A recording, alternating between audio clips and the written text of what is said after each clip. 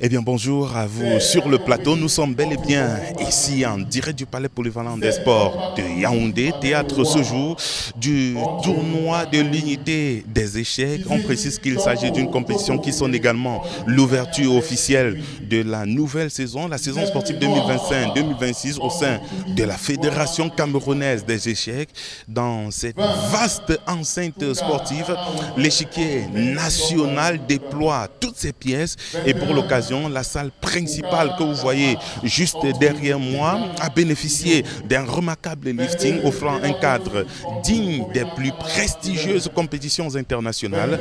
Les organisateurs, conduits par le président Benjamin Didier Banlok, n'ont négligé aucun détail afin de respecter les exigences du cahier de charges et garantir des conditions optimale aux compétiteurs venus nombreux naturellement pour la circonstance. Sur les différents échiquiers, tout est désormais en place pour le premier coup de cette grande bataille de l'esprit. Cavaliers, fous, tours et dames sont prêts à entrer en action sous le regard attentif des arbitres et des passionnés venus nombreux assister à ce grand rendez-vous, un grand rendez-vous des échecs au Cameroun. Avec nous dans cette cabine de fortune, le président de la Fédération camerounaise des échecs, il s'agit de Benjamin Didier Banlok. Président, bonjour.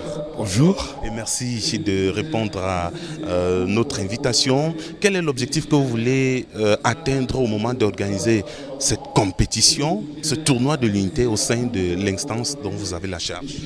Alors, les objectifs sont multiples. Le premier, c'est bien sûr l'unité, à l'image de notre pays, l'unité des joueurs d'échecs, mais aussi la présentation de ce jeu qui est un sport au Camerounais et bien sûr mettre en œuvre cette belle politique et cette belle phrase du chef de l'État qui dit qu'il n'y a pas de sport majeur et de sport mineur.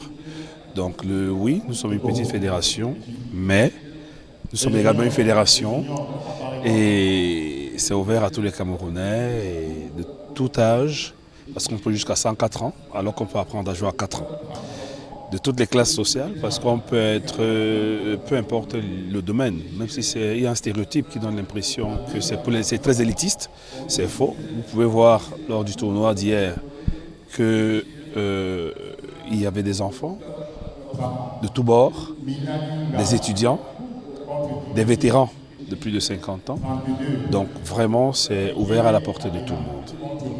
Président, au regard de ce qui se passe juste derrière nous, on a envie de dire une organisation XXL, un événement d'envergure internationale. Quel message voulez-vous passer à l'endroit des Camerounais qui nous regardent actuellement et qui suivent cette compétition du jeu d'échecs?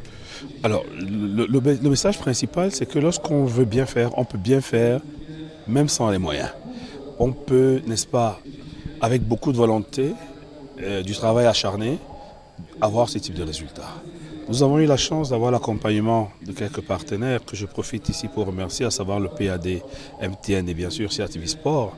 Et vous remarquerez que juste avec ces 3 partenaires, dans l'accompagnement aussi bien matériel que financier et surtout technique, parce que les conseils qui nous ont été promulgués sont largement au-dessus de ce qu'on aurait pu prendre ailleurs. Donc merci pour cela.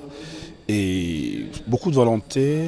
Les joueurs d'échecs ont ceci de particulier, c'est qu'on s'est planifié.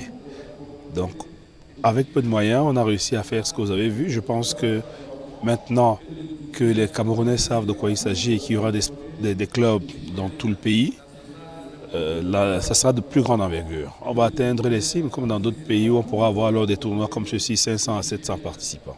C'est ça l'objectif avant la fin de notre mandat, minimalement. Et puis, on va terminer par là, Monsieur le Président.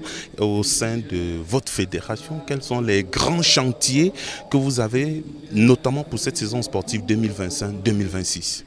Alors le premier chantier, c'est de structurer d'abord notre fédération. L'inconvénient parfois avec les jeunes fédérations, parce que je n'en suis que le 3e président, c'est que les process ne sont pas encore totalement affûtés et éprouvés. Donc on doit travailler sur la structure afin que que la relation entre les différents postes et personnes soit plus fluide, parce que c'est ça qui permet de garantir l'efficacité. Ensuite, nous avons bien sûr commencé avec le premier chantier qui était d'avoir un siège. Nous avons déjà un siège. La prochaine, c'est d'avoir des partenaires, parce que c'est avec des partenaires qu'on peut mettre sur pied beaucoup de choses. Dans les fédérations plus jeunes, c'est plus du bénévolat, on doit le reconnaître, que des emplois payés. Mais avec un projet bien pensé et avec l'accompagnement des partenaires ou de l'État, on est capable de structurer de façon à avoir des salariés permanents. Et quand on a des salariés permanents, c'est des gens qui sont dévoués à une tâche. Et le résultat sera encore meilleur que celui-ci parce que pour le moment, on le fait sans salariés. Ce sont des personnes volontaires, passionnées du jeu et intelligentes qui le font parce qu'il y a quelqu'un qui a dit « Tout bon joueur d'échecs est intelligent et la réciproque n'est pas vraie ». Ça veut dire qu'on peut être très intelligent mais ne pas savoir jouer aux échecs. Donc c'est pour dire que le peu que nous avons, parmi les bons joueurs qui sont là, il y a des personnes très intelligentes. Merci, Monsieur le Président. Merci également. Merci à Certivi Sport et à tous vos téléspectateurs. Merci beaucoup. Au terme donc de cette compétition, 5 trophées majeurs viendront récompenser les meilleurs stratèges. Les organisateurs ont également prévu plusieurs distinctions spécifiques, notamment dans les catégories découvertes, vétérans, cadets, seniors dames et seniors messieurs.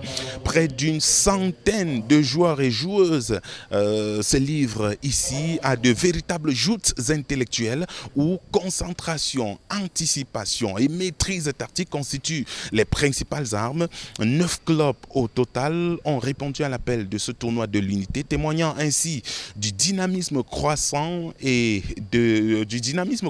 la discipline sur l'ensemble du territoire national. Avant le lancement des premières rondes, une cérémonie protocolaire a marqué les esprits. Plusieurs personnalités du mouvement sportif national ont honoré de leur présence cet événement. Une parade haute en couleur est venue ponctuer les articulations de cette séquence officielle avant de céder la place aux différentes prises de parole des responsables présents ici au Palais Polyvalent des Sports de Yaoundé. Je vous propose fort opportunément de suivre le représentant de la tutelle.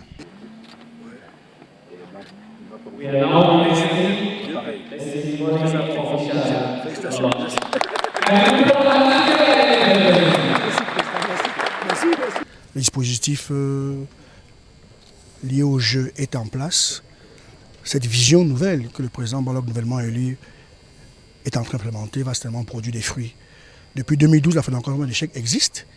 Elle a une existence légale, elle fait des performances, mais nous pensons qu'avec l'impulsion du nouveau président, on va atteindre d'autres dimensions. Et nous souhaitons que ces dimensions soient les dimensions de performance, que ce sport de stratégie, ce sport d'intelligence puisse également toucher les cimes, comme la Fédération camerounaise de Scrabble, qui à l'international a une réputation établie.